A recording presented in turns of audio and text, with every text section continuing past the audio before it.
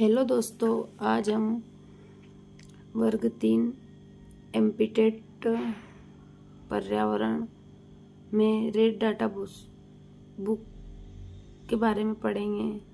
और कल हमने वन्य जीव आरक्षित क्षेत्र के बारे में पढ़ा था, तो आप सब मेरे साथ बने रहिए। मैं आपको पूरी थ्योरी पढ़ाऊंगी और उसमें कुछ आईएमपी पॉइंट है जो आपको कॉपी में नोट करना है।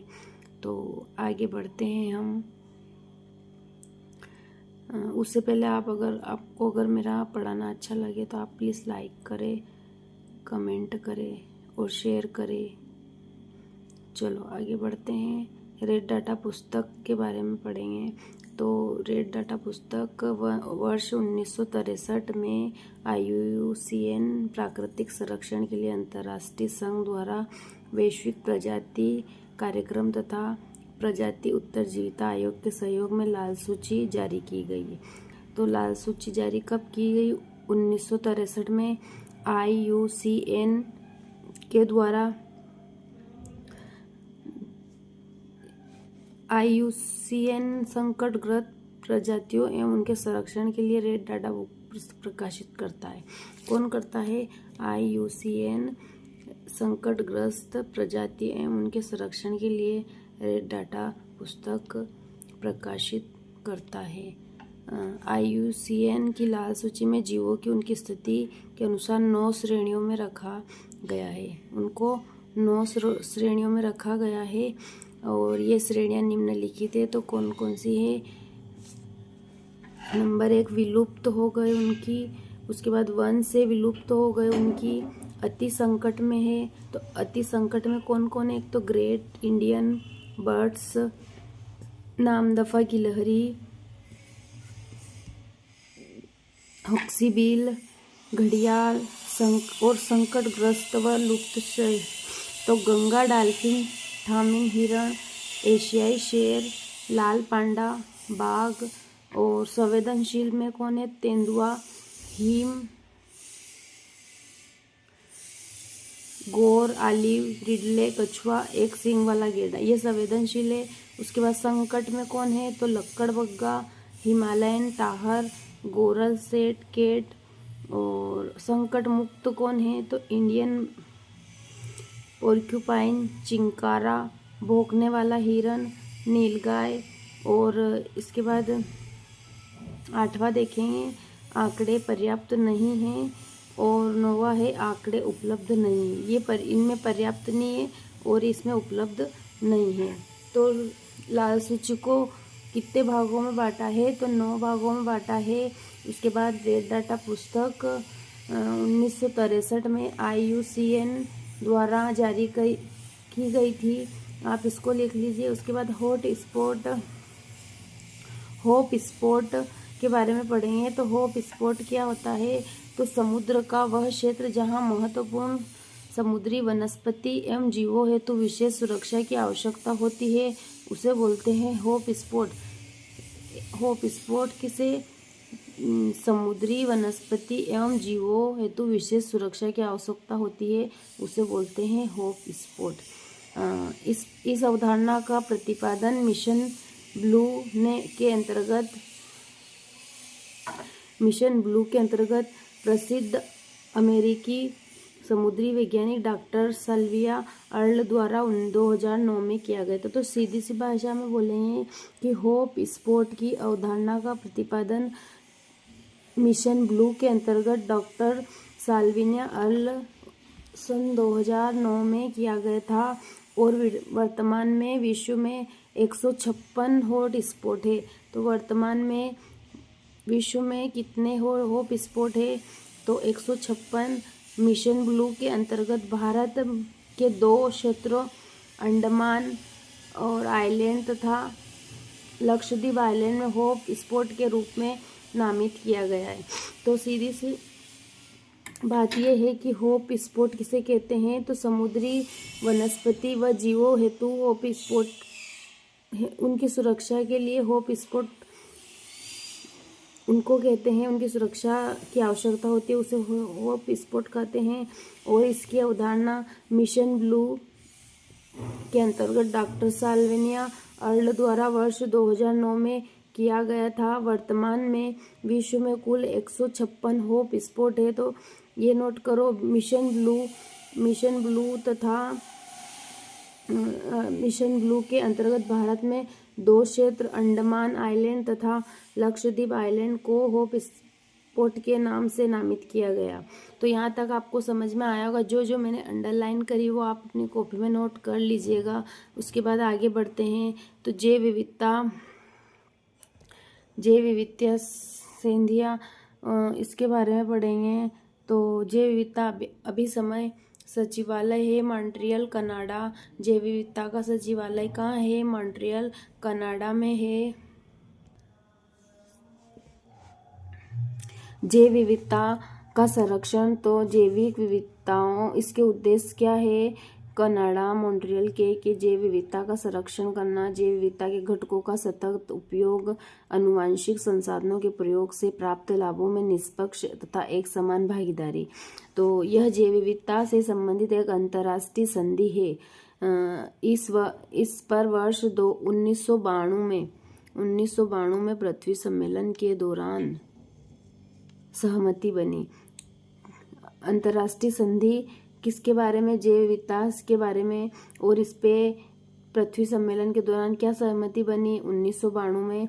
इस संधि को 22 मई 1992 को नैरोबी सम्मेलन में स्वीकार किया गया। 22 मई 1992 में नैरोबी सम्मेलन में स्वीकार किया गया। तो आप इसको नोट करें।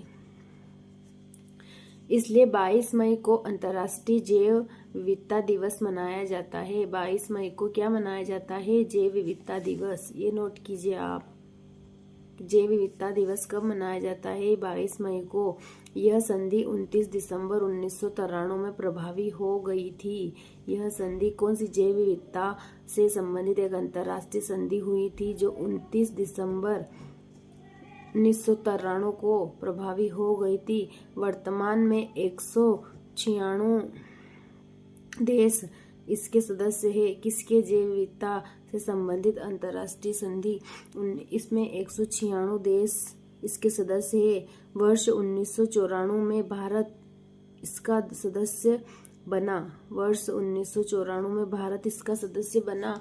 उसके बाद इस संधि के शर्तों के पालन हेतु भारत ने जैव विविधता अधिनियम 2000 पारित किया। भारत ने जैव विविधता अधिनियम कब पारित किया? तो भारत ने जैव विविधता अधिनियम 2002 में पारित किया।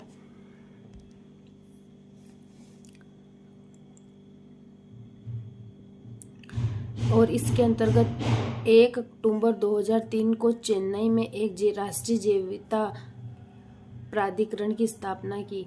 चेन्नई में ऐसा पूछा जा सकता है कि चेन्नई में जैव विविधता प्राधिकरण की स्थापना कब की गई? तो 1 अक्टूबर 2003 को चेन्नई में एक राष्ट्रीय जैव विविधता प्राधिकरण की स्थापना की गई। इसके बारे में आगे पढ़ेंगे। ये आपको समझ में, मैं आशा करती हूँ कि ये आपको समझ में आ गया होगा। 1992 में पृथ्वी सम्मेलन को सहमति बनी। 22 मई 1992 में नैरोबी में सम्मेलन स्वीकार किया गया। 22 मई को अंतर्राष्ट्रीय जैव विविधता दिवस मनाते हैं। 29 दिसंबर 1993 में प्रभावी हुआ। 196 देश इसके सदस्य। 1994 में भारत इसका सदस्य बना। उसके बाद जैव विविधता अधिनियम 2002 में पारित किया गया। उसके बाद आगे बढ़ते हैं। 1 अक्टूबर 2003 को चेन्नई में राष्ट्रीय जैव विविधता का प्राधिकरण हुआ। ठीक है, आपको यहाँ तक समझ में आ गया होगा। आगे बढ़ते हैं।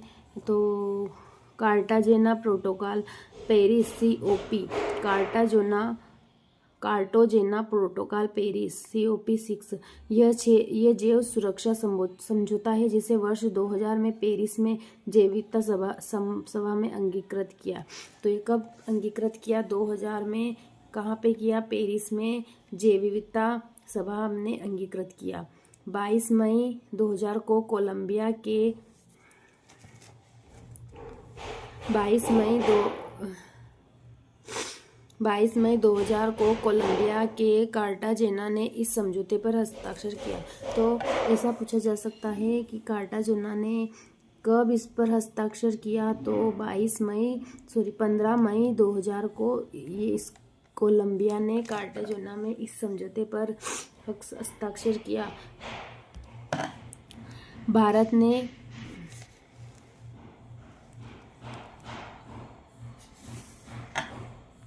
भारत ने 23 जनवरी 2003 को इस संधि की पुष्टि की। भारत ने 23 जनवरी 2003 को इस संधि की पुष्टि की। इसका उद्देश्य आधुनिक जैव प्रौद्योगिकी के फलस्वरूप उत्पन्न आनुवंशिक रूप से संशोधित जीवों में जैव विविधता को होने वाले संभावित खतरों से सुरक्षा प्रदान करता है। तो भारत ने कब इसकी पुष्टि की? 23 जनवरी 2003 को। किसकी? जैव प्रौद्योगिकी के फलस्वरूप आनुवंशिक रूप से जीवों में जैव विविधता को होने वाले संभावित खतरों से सुरक्षा प्रदान कब की? 23 जनवरी 2003 को। 173 देश वर्तमान में इसके पक्षकार है। इसके पक्षकार कितने देश है? तो 173। इसके बाद ची लक्ष्य जापान जैव विविधता सम्मेलन में जैव विविधता संरक्षण से संबंधित लक्ष्यों की प्राप्ति के लिए एक 10 वर्षीय 2011 से 2021 होना चाहिए यहाँ पे। हाँ, तो जैव विविधता सम्मेलन जैव विविधता संरक्षण से संबंधित लक्ष्यों की प्राप्ति के लिए एक 10 वर्षीय रणनीति बनाई गई, जिसे आईची लक्ष्य नाम दिया गया। इसके तहत कुल 20 लक्ष्य निर्धारित किए गए। इसके तहत कितने लक्ष्य निर्धारित किए गए? तो ये कहाँ पे हुई? जापान में। और ये किसके विषय पे बात हो रही है? तो जैव विविधता सम्मेलन में जैव विविधता का संरक्षण से संबंधित लक्ष्य के बारे में बात हो रही है। और ये 10 वर्षीय बनाई गई। इसमें 20 लक्ष्य निर्धारित किए गए। और आगे पढ़ते हैं। नागायो प्रोटोकॉल जापान। ये 24 अक्टूबर 2010 को नागोया में संयुक्त राष्ट्र के देशों में ने आनुवंशिक संसाधनों की भागीदारी पर समझौता किया। इस संधि के आनुवंशिक संसाधनों तक पहुंच न व उनके प्रयोग में होने वाले लाभों की भागीदारी की बात की गई। इस समझौते की एक्सेस एंड बेनिफिट शेयरिंग समझौता भी कहते हैं। यह प्रोटोकॉल वर्ष 2014 में लागू किया गया। तो आप इसको नोट कीजिए। ये प्रोटोकॉल कितने में लागू किया? 2014 में। नागोया प्रोटोकॉल जापान 24 अक्टूबर 2010 को नागोया में संयुक्त राष्ट्र देशों के आनुवंशिक संसाधनों की भागीदारी पर समझौता किया। नागोया ने आनुवंशिक संसाधनों की भागीदारी पर समझौता किया।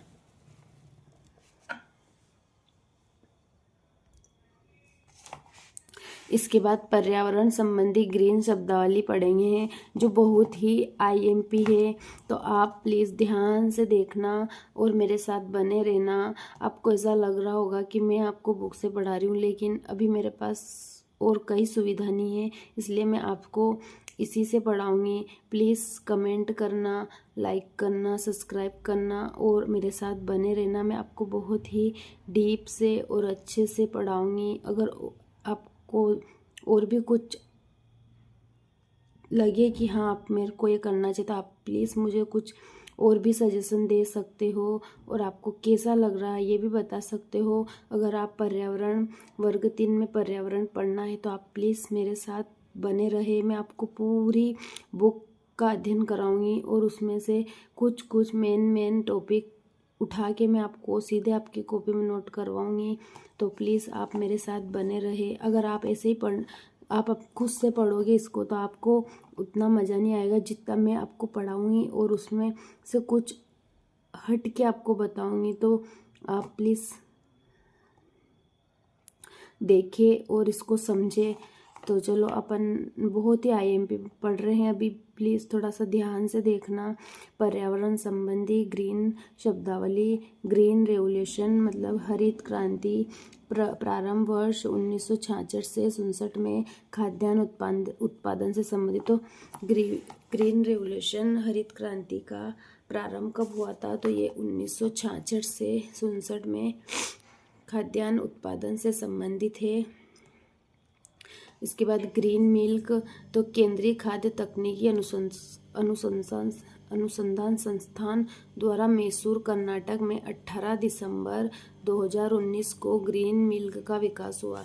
तो ग्रीन मिल्क का विकास कब हुआ? तो ये कहाँ पे हुआ? कर्नाटक मैसूर।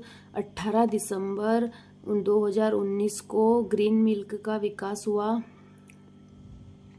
ग्रीन मफलर जो हम पहले भी पढ़े थे, पहले वीडियो में पढ़ाया था मैंने, ये ग्रीन मफलर यह ध्वनि प्रदूषण से संबंधित होता है। ग्रीन आर्मी या ऑस्ट्रेलिया ने पर्यावरण संरक्षण के लिए 15,000 युवाओं को इनमें नियुक्त किया है। तो ग्रीन आर्मी क्या है? ऑस्ट्रेलिया ने पर्यावरण संरक्षण के लिए 15,000 युवाओं को इसमें नियुक्त किया है। इसके बाद ग्रीन सिटी, हरे भरे पेड़ पौधों के आवरण के कारण चंडीगढ़ को ग्रीन सिटी कहा गया है। ग्रीन सिटी किसे कहा गया है? तो हरे भरे पौधों के आवरण के कारण चंडीगढ़ को ग्रीन सिटी कहा गया है। और ग्रीन पीस यह एक पर्यावरण संरक्षण एनजीओ है। इसका मुख्यालय एम्स्टर्डम नीदरलैंड में है। तो ग्रीन पीस का मुख्यालय कहाँ पे है? नीदरलैंड में है। और इसको एनजीओ है, पर्यावरण संरक्षण एनजीओ है। ग्रीन ऑस्कर क्या है? तो ये हिटली अवार्ड्स प्राकृतिक संरक्षण हेतु है ग्रीन ऑस्कर। और ग्रीन वॉश क्या है? तो पर्यावरण संरक्षण का झूठा वादा करना। ग्रीन गोल्ड क्या है? तो ये बांस है, बांस को हम ग्रीन गोल्ड बोलेंगे। पर्यावरण संरक्षण का झूठा वादा ग्रीन वॉश। ग्रीन ऑस्कर क्या है? तो ये हिटली प्राकृतिक संरक्षण हेतु है। ग्रीन पीस ये नीदरलैंड में पर्यावरण संरक्षण के लिए है। और ग्रीन सिटी चंडीगढ़ को बोलेंगे। क्यों बोलेंगे? क्योंकि वहाँ हरा भरा आवरण है। ग्रीन आर्मी क्या है? तो पर्यावरण संरक्षण के लिए 15,000 युवाओं को इसमें नियुक्त किया गया। ग्रीन मफलर ध्वनि प्रदूषण से संबंधित है। और ग्रीन मिल्क क्या है? तो 18 दिसंबर 2019 को ग्रीन मिल्क का विकास हुआ। और ये कर्नाटक मैसूर में। और हरित क्रांति का प्रारंभ कब हुआ? तो ये 1966 से 1967 तक है। तो आपको समझ में आया होगा अब कितना आईएमपी है ये। अगर अपन यहाँ से देखें तो कम से कम 10 क्वेश्चन बन जाएंगे आपके। 10 क्वेश्चन आप इसी में से इतने से में से पढ़ के याद कर सकते हो। आपको कहीं भी इधर उधर जाने की ज़रूरत नहीं है, आप मेरे साथ बने रहे। इसके बाद आर्द्र भूमि के बारे में पढ़ेंगे। ये दलदली या पंक भूमि होती है और इसे पृथ्वी का स्पंज कहा जाता है। तो ये आईएमपी है। पृथ्वी का स्पंज किसे कहा जाता है? तो दलदली या पंक भूमि को पृथ्वी का स्पंज कहा जाता है। इनमें जैव विविधता अधिक होती है। जैव विविधता का मतलब है यहाँ पे हर प्रकार के जीव पाए जाते हैं। विविध प्रकार के। ईरान के रामसर शहर में 2 फरवरी 1971 को आर्द्र भूमि संरक्षण के लिए अंतर्राष्ट्रीय समझौता हुआ। तो ईरान के रामसर शहर में 2 फरवरी 1971 को आर्द्र भूमि संरक्षण के लिए अंतर्राष्ट्रीय समझौता हुआ। अतः प्रत्येक 2 फरवरी को अंतर्राष्ट्रीय आर्द्र भूमि दिवस मनाया जाता है। तो ऐसा पूछा जा सकता है आर्द्र भूमि दिवस कब मनाया जाता है? तो 2 फरवरी को अंतर्राष्ट्रीय आर्द्र भूमि दिवस मनाया जाता है। उसके बाद वैश्विक स्तर पर इस समझौते को 21 दिसंबर 1975 को लागू किया था। और इस समझौते को 21 दिसंबर 1975 को लागू किया गया था। भारत ने वर्ष 1982 में इस समझौते पर हस्ताक्षर किए। तो भारत ने विश्व स्तर पे तो 21 दिसंबर 1975 को इसको मनाया गया था। और भारत ने वर्ष 1982 में इस समझौते पर हस्ताक्षर किए। और वर्तमान में भारत में कुल आर्द्र भूमियों की संख्या 89 है। ये आप नोट करें। भारत में कुल आर्द्र भूमि की संख्या 89 है, जिसे तमिलनाडु में सर्वाधिक 20 स्थल है। सर्वाधिक स्थल कहाँ पे है आर्द्र भूमि के? तो ये तमिलनाडु में है। और भारत की प्रथम आर्द्र भूमि चिल्का झील है जो ओडिशा में 1981। भारत में प्रथम आर्द्र भूमि चिल्का झील है जो ओडिशा 1981 में। भारत की सबसे बड़ी आर्द्र भूमि सुंदरवन पश्चिम बंगाल है। और भारत की सबसे छोटी आर्द्र भूमि रेणुका झील हिमाचल प्रदेश है। तो कितना आईएमपी है ये भारत की सबसे बड़ी आर्द्र भूमि सुंदरवन पश्चिम बंगाल में है। सबसे छोटी रेणुका झील हिमाचल प्रदेश में है। मध्य प्रदेश के कुल आर्द्रभूमि की संख्या 5 है। तो अपने एमपी में कुल आर्द्रभूमि की संख्या 5 है। मध्य प्रदेश की सबसे बड़ी आर्द्रभूमि तवा जलाशय नर्मदापुरम में स्थित है। मध्य प्रदेश की सबसे छोटी आर्द्रभूमि सिरपुर झील इंदौर में स्थित है। तो मध्य प्रदेश की सबसे बड़ी आर्द्रभूमि तवा जलाशय जो नर्मदापुरम में स्थित है। मध्य प्रदेश में सबसे बड़ी आर्द्रभूमि तवा जलाशय है जो नर्मदापुरम में स्थित है। और मध्य प्रदेश की सबसे छोटी आर्द्रभूमि जो सिरपुर झील इंदौर में स्थित है। और अमृत धरोहर पहल जून 2023 में रामसर स्थलों के संरक्षण हेतु प्रारंभ की थी। तो ये आईएमपी अमृत धरोहर पहल कब शुरू की थी? जून 2023 में रामसर स्थलों के संरक्षण हेतु। तो आप देख सकते हैं कितने आईएमपी प्रश्न सभी एक ही जगह मिलेंगे, आपको कहीं भी इधर जाने की ज़रूरत नहीं है। तो दोस्तों, आपको कैसी लगी ये क्लास कमेंट करना और लाइक करना और सब्सक्राइब करना। धन्यवाद दोस्तों। अगली क्लास में हम कल मिलते हैं और भी कुछ आईएमपी लेकर।